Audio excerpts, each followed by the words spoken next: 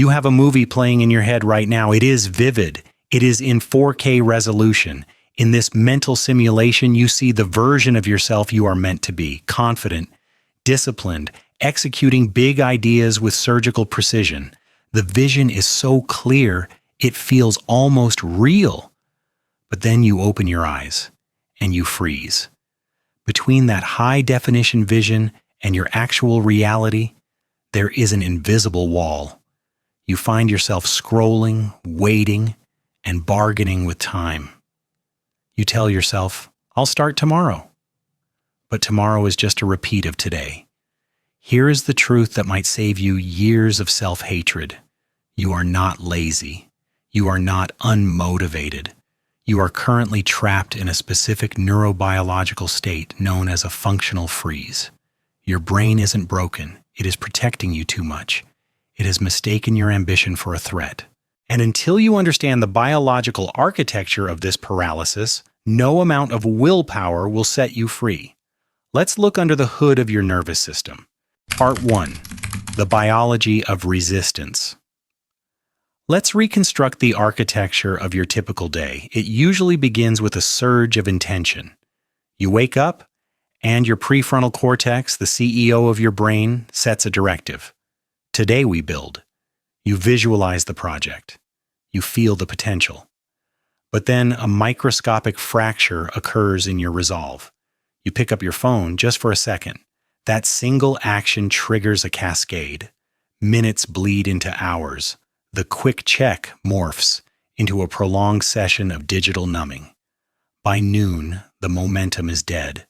By evening, you are lying in bed, not just tired, but heavy with a specific kind of shame.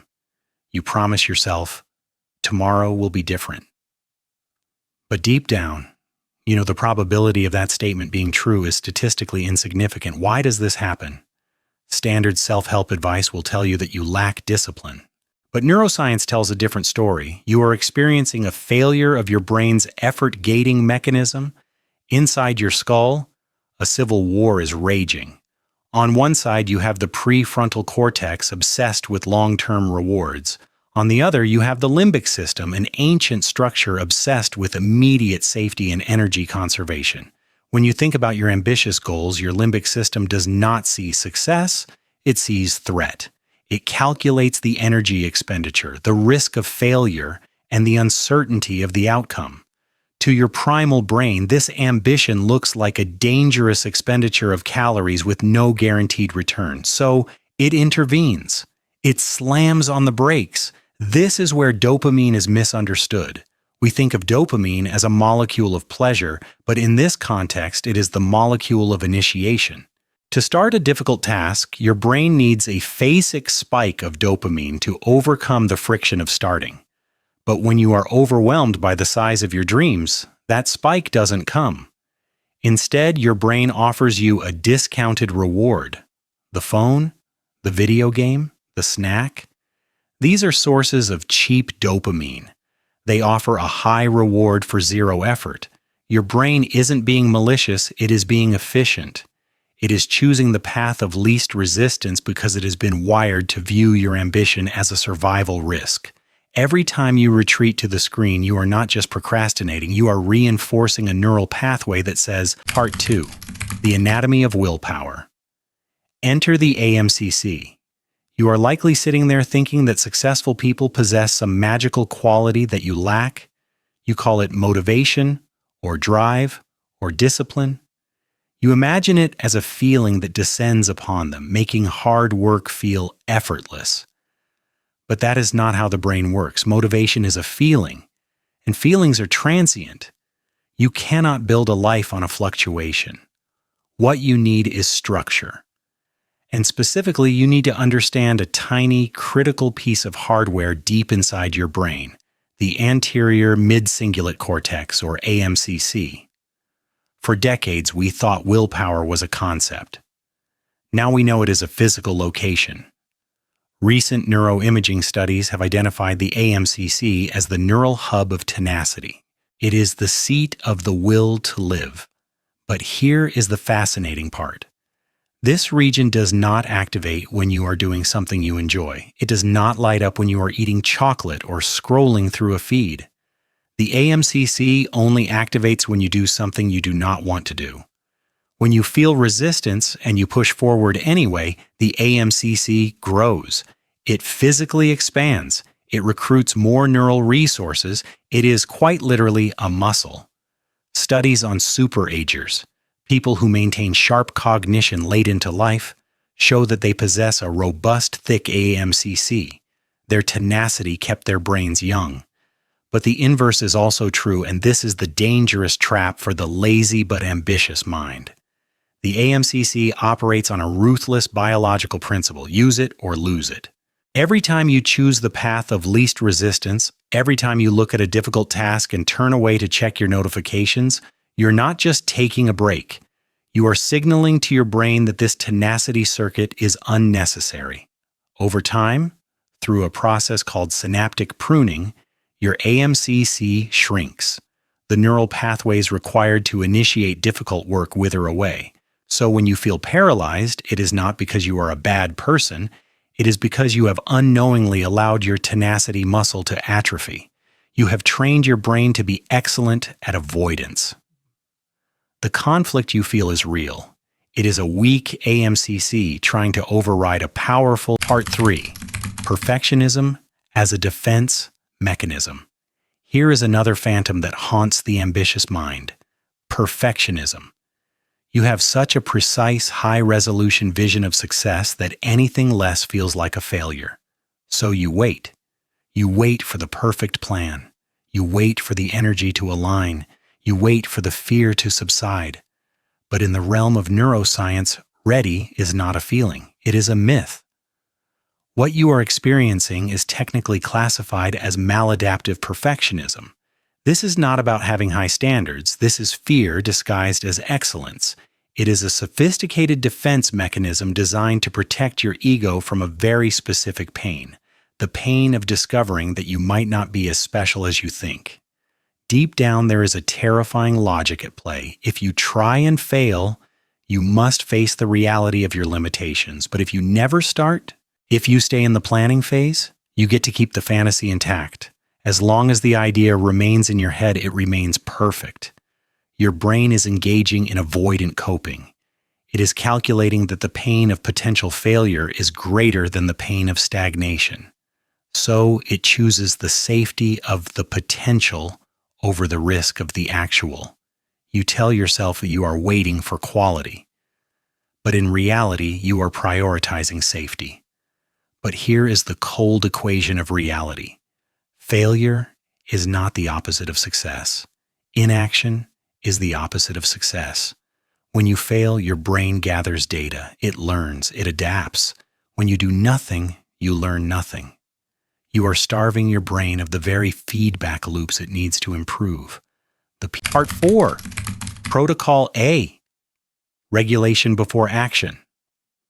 So, how do we intervene? The standard advice is to force yourself, to grit your teeth and push through the resistance. But if you are currently in a state of functional freeze, brute force is not just ineffective, it is counterproductive. You cannot whip a frozen nervous system into compliance. Attempting to demand high output from a brain that is in survival mode only increases the allostatic load, the wear and tear on your body. It signals to your amygdala that the threat is escalating, causing you to freeze even harder. The first step, therefore, is not execution. It is somatic regulation. Before you look at your to-do list, you must manually shift your biology from a threat state to a safety state. The most efficient tool for this, supported by recent studies at Stanford, is the Physiological Sigh. It is simple: 2 sharp inhales through the nose to fully inflate the lungs, followed by a long extended exhale through the mouth. This mechanical action offloads carbon dioxide and directly triggers your parasympathetic nervous system to slow your heart rate. You are hacking your own hardware to send a chemical signal that says, "We are safe." Once you are regulated, do not aim for greatness. Aim for messy action. Your perfectionism will scream that the work isn't good enough. Ignore it. You are not trying to produce a masterpiece. You are engaging in exposure therapy for your amygdala. By taking a small, imperfect step, writing one bad sentence, cleaning one corner of the room, you provide your brain with undeniable. Part 5. Protocol B. Environmental Architecture and the Dopamine Menu. Willpower is a biological fuel, and like any fuel, it is finite. If you are spending your limited cognitive energy fighting distractions, you are losing the war before it begins. This is not a question of moral strength. It is a question of environmental architecture. Behavioral economics teaches us a simple law. Behavior follows the path of least resistance. Your brain is constantly calculating the friction coefficient of every possible action. If your phone is on your desk, the friction to scroll is near zero. If your work requires 5 clicks to open, the friction is high. Your brain, seeking efficiency, will always choose the scroll. You must rig the game in your favor. Increase the friction for the habits you want to break, and decrease it for the habits you want to build. Put the phone in another room. Close the tabs. Make the productive action the default action. But removing distraction is only half the equation. You also need to manage your fuel source. Stop consuming passive success. Watching videos about productivity is often just another form of avoidance, a way to feel productive without doing the work. It creates a false sense of progress while flooding your brain with cheap dopamine. Instead of a harsh detox, which often leads to a rebound binge, recent behavioral protocols suggest creating a dopamine menu. Think of it like a nutritional plan for your neurotransmitters. Appetizers, quick, healthy boosters like a glass of water or a 5-minute stretch. Main courses: deep, focused work or creative hobbies that provide sustained satisfaction. Sides: social connection or reading. Desserts: the cheap dopamine, social media, gaming, is reserved for the very end. By serving the main course first, you stabilize your tonic dopamine levels. Finally, we must address the most critical error in your operating system: the belief that shame is a corrective tool. You lie in bed at night, replaying your failures, believing that if you hate yourself enough, you will somehow shock your system into compliance. But neuroscience reveals the opposite. Guilt does not generate action. It generates cortisol. It triggers the very threat state that caused you to freeze in the first place. By shaming yourself, you are only reinforcing the neural pathways of avoidance. You are making the task heavier. To break the cycle, you must employ a counterintuitive strategy: strategic self-compassion. Studies show that students who forgive themselves for procrastinating on one exam actually study more for the next one. Forgiveness resets the dopamine baseline. It signals safety to the amygdala. It clears the RAM of your working memory so you can actually function. You are not lazy. Lazy is a label. It is a static identity. What you are experiencing is a pattern, a specific sequence of biological signals.